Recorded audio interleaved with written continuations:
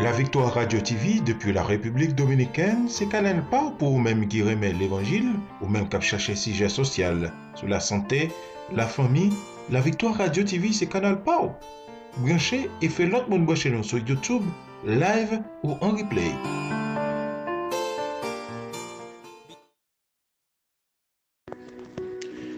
Chers amis, frères et sœurs, que la grâce et la paix de Jésus-Christ soient avec vous. Je suis votre frère de la foi, pasteur William Maxi depuis Montréal, Canada. Je vous salue dans le nom de celui qui était, celui qui est et qui vient.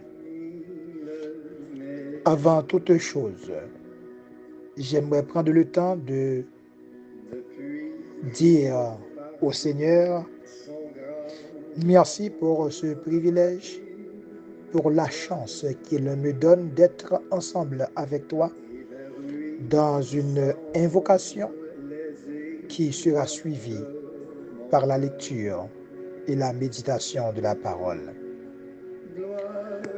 Notre doux et tendre Père céleste, en Jésus-Christ, tu es le vrai et le seul Dieu créateur, auteur de toutes choses. Ce matin, Père, nous rendons gloire et honneur pour tes grâces et tes bénédictions qui se déversent sur une base constante sur nous. Merci de ce que aujourd'hui, Seigneur, nous sommes vivants.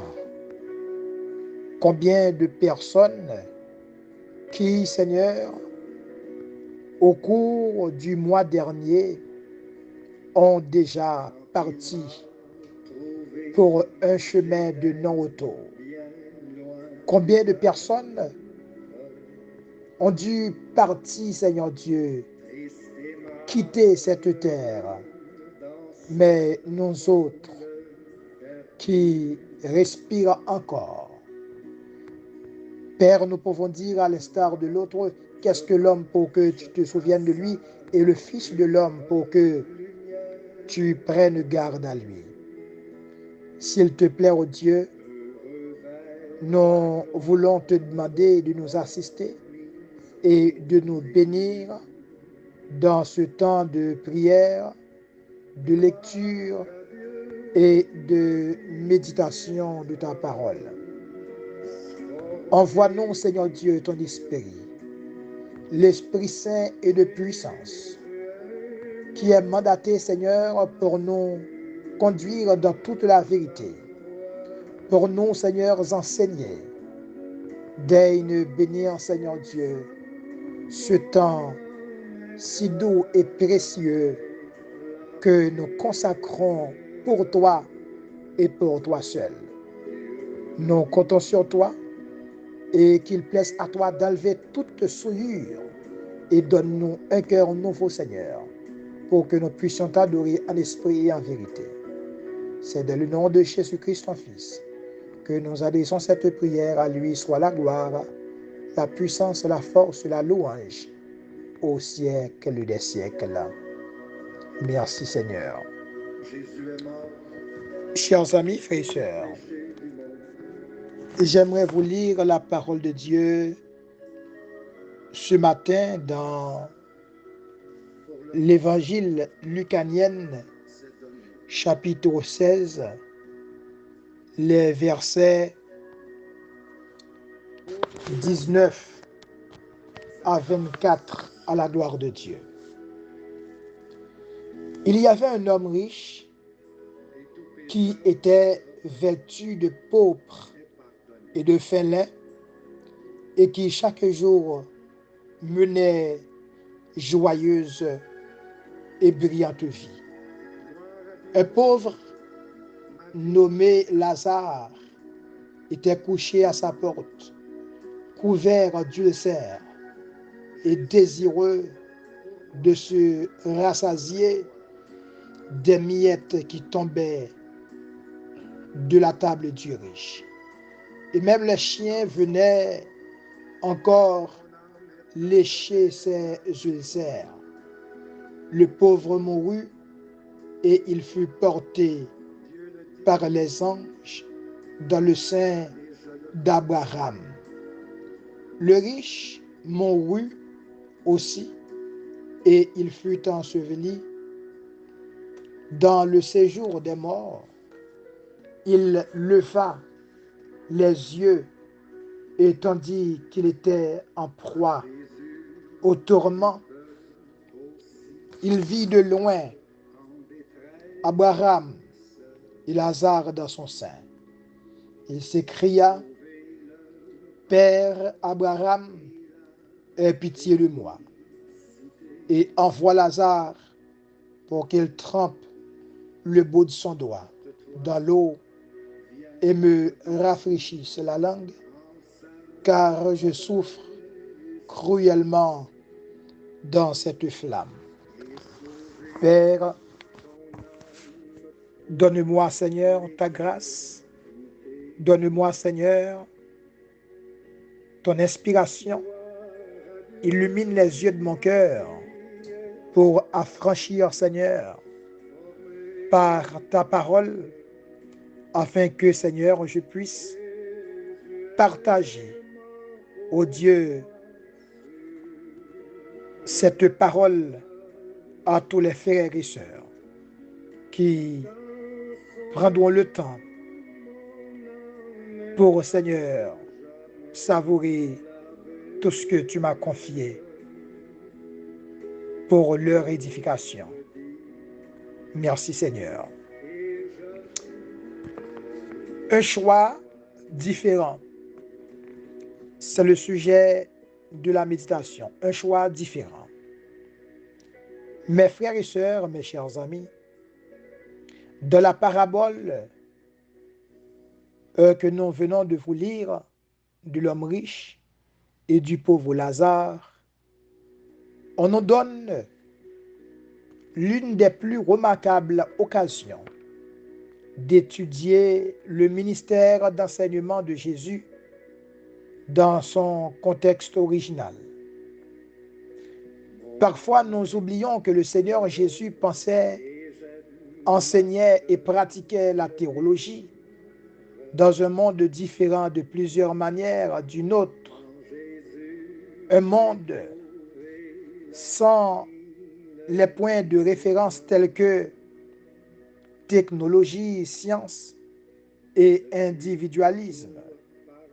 C'était un monde marqué par des économies de villages primitifs et par des moyens communautaires de penser et de vivre. La méditation sur cette parabole nous fera remarquer que le Seigneur Jésus est à la fois un théologien chevronné et un conteur dynamique. Deux hommes différents. Les paraboles commencent souvent par un dur ou extrême contraste. L'auditoire de deux entités nettement différentes ou opposées l'une de l'autre attire l'attention. À cause de cela, le Seigneur Jésus-Christ a été un maître de contraste. De plus, il s'est servi d'images familières au bas peuple, même si elle était banale. Le contraste frappant de cette parabole est un homme somptueusement riche face à un autre terriblement pauvre. Une vie éternelle avec Abraham face à une souffrance éternelle. Moïse et les prophètes face à la résurrection miraculeuse. Les anthropologistes encadrent souvent l'économie paysanne selon un principe appelé les biens limités. Cette théorie déclare que les paysans antiques comprenaient comme l'argent circule dans une société d'une façon très différente que nous le faisons normalement. Comme résultat, quand une personne possède plus que le nécessaire, quelqu'un d'autre doit être privé de tout. La communauté doit partager tout ce qui est disponible. On appelle ça le principe en jeu quand Jésus juxtapose les deux hommes différents au début de sa parabole. Le riche se contente de porter des vêtements coûteux, chers, et de manger plus que ce qu'il lui faut, tandis que, malheureusement, le pauvre est privé de tout. Même des chiens viennent lécher les ulcères de Lazare. Sa vie était tellement misérable, mais le riche n'a pas de compassion pour ce pauvre homme et ne considère pas la parole ou le cœur de Dieu. Il vit seulement pour plaire à lui seul. C'était en quelque sorte un égoïste farouche. Par la suite, les deux hommes meurent. Le riche peut avoir reçu l'honneur des gens lors de ses funérailles, mais il ne reçoit pas la faveur de Dieu. Toutefois, le pauvre Lazare fut lui-même transporté par les saints anges dans le sein d'Abraham. Et le verset 23 dans le texte où je vous ai lu tantôt donne un aperçu de la différence entre le sein d'Abraham et la place de tourment éternel. Certainement, il y aura ce tourment et le Seigneur Jésus-Christ ne présente pas une parabole pour rien. Un point de cette parabole est l'existence d'un grand abîme entre deux destinées. L'interaction entre Lazare et le riche amène cette distance pour illustrer le choix vital de chacun dans la vie terrestre quotidienne. La souffrance du riche est telle que ce dernier demande au père Abraham d'envoyer Lazare déposer une goutte d'eau sur sa langue pour étancher sa soif. Il vivait un moment terriblement terrible, difficile, un moment périlleux. Il a beau voulu avoir de l'eau pour, n'est-ce pas, apaiser sa soif, mais malheureusement, il ne pouvait pas. Le revirement des destinées de l'homme riche et de Lazare, de la vie à l'éternité, ne peut être qu'extrême. Les choses ont tourné complètement. Ainsi, le Seigneur Jésus-Christ illustre la façon dont l'économie du ciel se différencie de celle de la terre. La personne qui est célèbre sur la terre peut recevoir la punition dans l'éternité et vice-versa. Dans la vie présente, il existe une liste de choix à faire. Il y a tellement de choix à faire, chers amis. Vous devez à tout prix Vous êtes dans l'obligation de faire un choix pendant que vous êtes vivant. Et vous êtes libre de faire ce choix. Ce choix est personnel. Vous aurez, chers amis, à répondre à la question du Seigneur. Comment avez-vous géré votre passage ici-bas? Le croyant doit être assez sage pour se laisser guider par le Saint-Esprit dans ses différents choix. Chers amis, j'aime la prière du serviteur Moïse, et surtout quand Moïse disait « Seigneur, enseigne-nous à bien compter nos jours afin que nous appliquions notre cœur à la sagesse. » La Bible dit qu'on ne se moque pas de Dieu. Ce qu'un homme aura semé, il le moissonnera. Si vous passez toute votre vie en train de perdre votre temps, sachez que pour tout cela, vous aurez à répondre au maître de l'existence. Comment vous avez géré votre vie ici-bas? Chers amis, le choix est différent. Je peux faire mon choix, tout comme vous pouvez faire votre choix. Mais un choix s'impose. Quel est donc ce choix? Je ne sais pas. Mais vous devez obligatoirement faire un choix. Ça peut être le choix pour l'éternité. L'éternité bienheureuse, on peut le voir sur deux aspects. Soit l'éternité bienheureuse ou l'éternité malheureuse. Vous devez faire un choix, mes chers amis. Que Dieu illumine vos cœurs, que Dieu vous donne sa sagesse, afin que vous puissiez prendre la meilleure décision tout en faisant le bon choix. Que Dieu daigne vous bénir. Je vous invite à la prière.